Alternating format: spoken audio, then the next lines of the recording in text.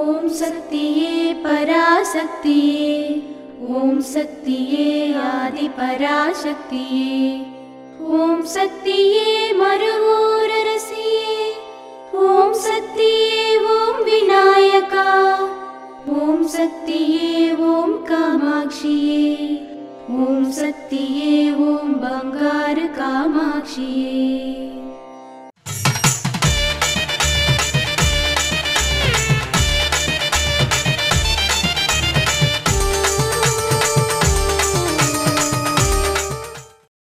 మానవ సమాజం ఆధ్యాత్మిక సాధనలో నిమగ్నమైనప్పుడు ధ్యాన సాధన కూడా చేయాలి.